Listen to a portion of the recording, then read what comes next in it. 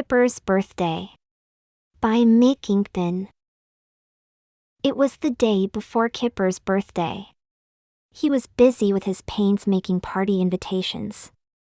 In large letters he painted, "Please come to my birthday party tomorrow at 12 o'clock. Don't be late." He hung them up to dry and set about making a cake. Kipper had not made a cake before. He put some currants and eggs and currants and flour and sugar and currants into a bowl. Then he stirred the mixture until his arm ached. Next he added some cherries and stirred it once more. Then he rolled it with a rolling pin and looked at what he had made. "I have made a flat thing," he said.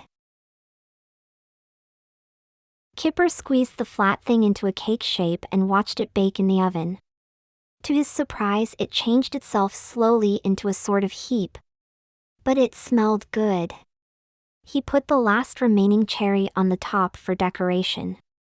By this time, the party invitations were dry.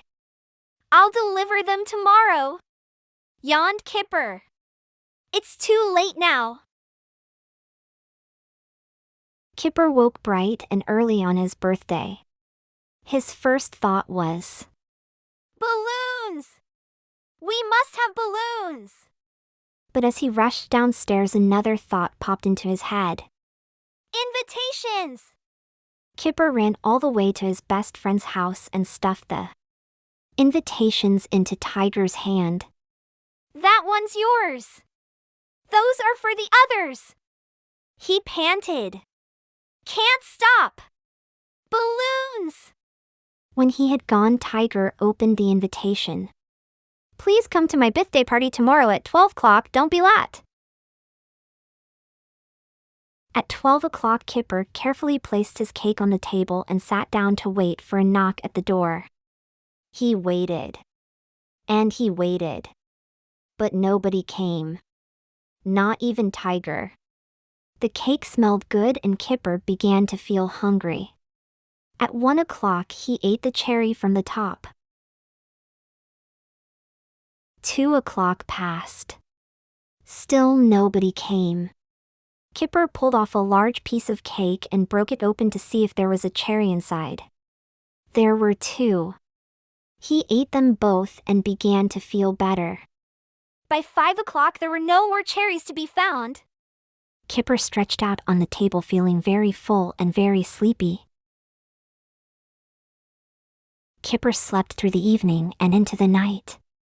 He dreamt that he was climbing a mountain made of cake and dodging great cake boulders as they crashed towards him.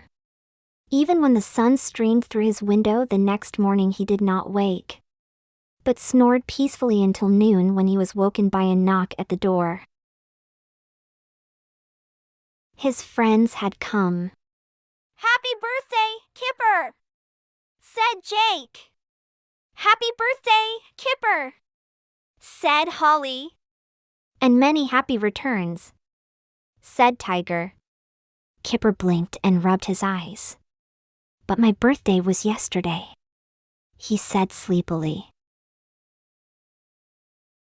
They looked at the invitation.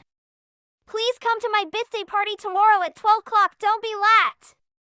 Kipper looked puzzled. "So my birthday is not until tomorrow," he said. "We haven't missed it after all." No, said Tiger. "Your birthday must have been tomorrow, the day before yesterday." Kipper looked puzzled again. Tiger went on. "So yesterday it would have been today. But today it was yesterday. Do you see?" Kipper did not see. His brain was beginning to ache, so he said, "Cake, anyone?" And then he remembered that he had eaten it all. "Never mind," said Tiger. "Why don't you open your presents?" The presents seemed a bit odd. The first was a napkin from Jake. The second was some candles from Holly.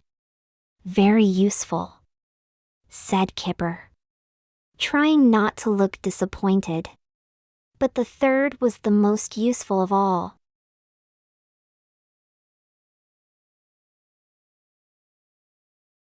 It was a cake!